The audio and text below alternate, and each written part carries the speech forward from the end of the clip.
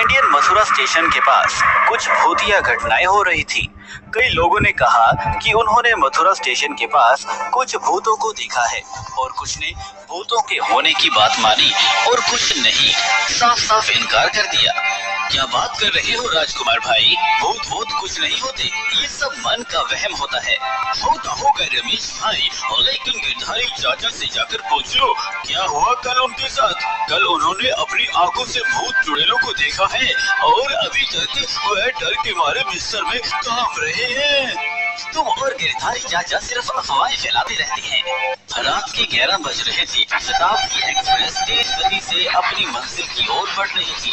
वही ट्रेन में राजकुमार अपनी पत्नी शिव कुमारी और 7 साल की बेटी गुंजा के साथ नवरात्रि के शुभ अवसर पर वैष्णो मंदिर जा रहे थे। राजकुमार का पूरा परिवार माँ शेरावाली के बहुत बड़े भगत थे।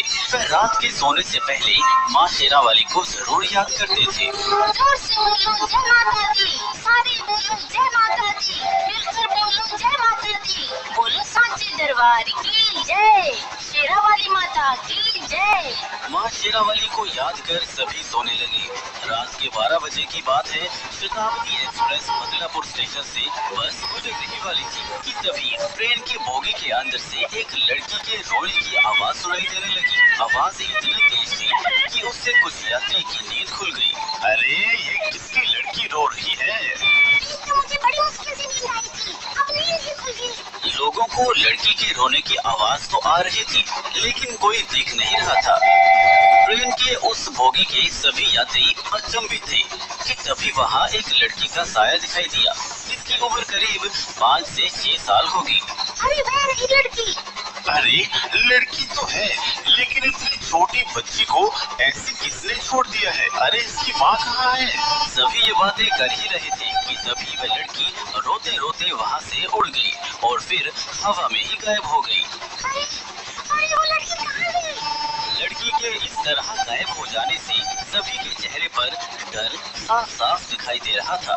तभी वहाँ किसी की चीखने की आवाज आती है, बचाओ, कोई मुझे बचाओ, छोड़ो मुझे।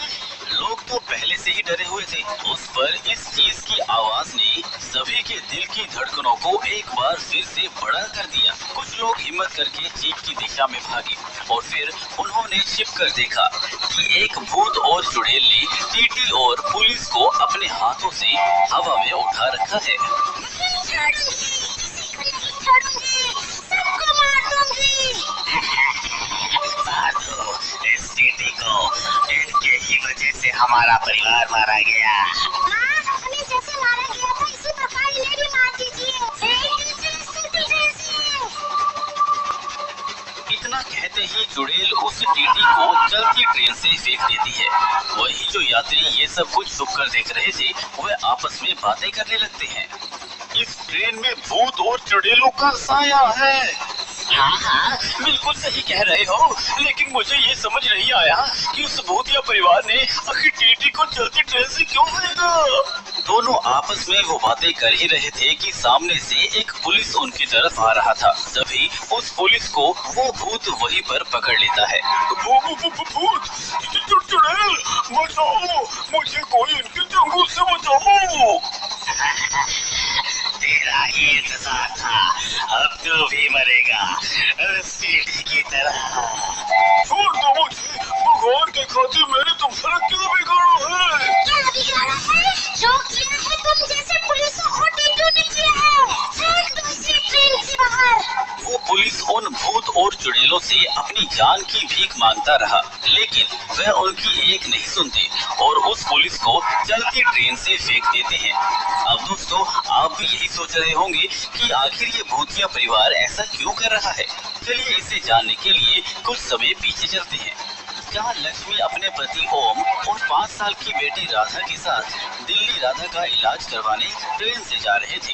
ट्रेन में काफी भीड़ होता है जिस कारण लक्ष्मी बोलती है, सुनिए ना राधा के बापू, इस ट्रेन में तो बहुत भीड़ है, यहाँ बैठना तो दूर खड़े होने की जगह नहीं है, ऐसे में हम दिल्ली कैसे जा पाएंगे।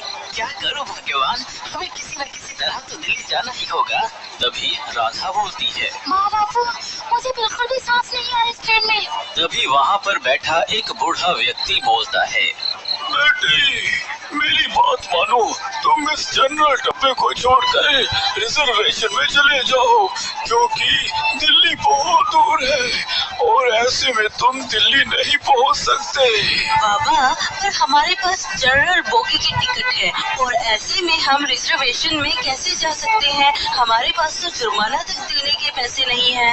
बेटी मैं तो बस यही कह रहा था कि तुम एक बार टीटी से बात करके देखना।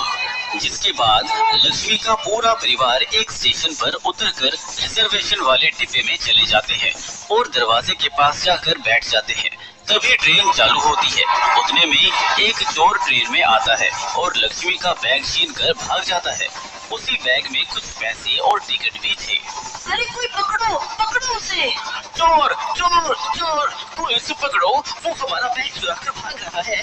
लक्ष्मी और ओम को अब कुछ भी समझ नहीं आ रहा था, क्योंकि उनके पास अब अपना जनरल का भी टिकट नहीं था और न ही पैसे थे।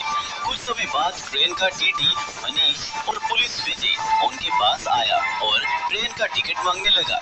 लक्ष्मी का पूरा परिवार रो रो कर सारी बात बता रहा था। अरे बंद करो ये रोना सुना, ये सब नाटक मेरे सामने नहीं चलता। झूठ की दुकान कहीं और लगाओ जाके, सीधे सीधे जुर्माना भरो। साहब हमारे पास तो फूटी कोड़ी भी नहीं है। हाँ साहब, हमारा विश्वास कीजिए, मेरी बेटी की तबीयत बहुत खराब है, इसलिए शहर जा रहे हैं। अच्छा तो क्या सच के ट्रेन पर चढ़ गई? ये तेरे बाप की ट्रेन है क्या? साहब ऐसा मत कहिए, माँ बापू सच कह रहे हैं। अच्छा तो तू अब मुझे सिखाएगी, रुक तुझे अभी बताता हूँ। जिसके बाद टीटी राधा को इतनी जोर से थप्पड़ मारता है कि वो सीधे ट्रेन के दरवाजे से बाहर गिर गई। उस समय ट्रेन नदी के पुल पर चल रही थी, जिसके कारण राधा सीधे नदी में गिरकर मर गई और राधा के माँ बाप ये देखकर टीटी के साथ भिड़ गए। आपने ये क्या किया? आपने मेरी बेटी की जान ले ली। नहीं छोड़ूंगी मैं आपको, आपने मेरी बेटी को ट्रेन से गिरा दिया। मैं शोर मचा मचा के सबको बता दूंगी। चलो इन दोनों पति पत्नी को ही इनकी बेटी के पास पहुंचा देते हैं। जिसके बाद टीटी और पुलिस दोनों मिलकर उन दोनों को भी ट्रेन से बाहर फेंक देते हैं। जिसके बाद वो भूतिया परिवार इसी तरह टीटी और पुलिसों को मारा करते हैं। ये ट्रेन भी नदी पर आने वाली है, चलो इस ट्रेन को ही नदी में डुबो के गायब कर दिया जाए। ये बात ट्रेन में छुपे लोग सुन लेते हैं और फिर पूरे ट्रेन में भगदड़ मच जाती है। लेकिन वहाँ राजकुमार का परिवार हार नहीं मानता। प्लीज शेरा वाली माता हमारी मदद कीजिए। माँ अब आपका ही सहारा है। बोलो साचे दरबार की जय। इसके बाद से पुल के नदी के पास से माँ शेरा वाली निकलती है और कहती है, तुम भूतिया परिवार ने अपना बदला लेने के बाद भी कई मासूमों की जान ली है। माँ भी क्या करती थी? तुम्हारी कोई गलती नहीं थी, ये सब तो विधि का विधान है। अब तुम यहाँ से मुक्त हो जाओ। जिसके बाद शेरा वाली माँ उन्हें अपनी शक्तियों से जलाकर मुक्त कर देती है और कहती है, राजकुमार तुम मेरे प्रिय भक्त हो, जब भी मेरे भक्तों पर कोई विपत्ति आएगी तो मैं अवश्य आऊंगी। माँ आपको बहुत बहुत धन्यवाद। बोलो साचे दरबार की जय। शेरा वाली मैया की जय। जय।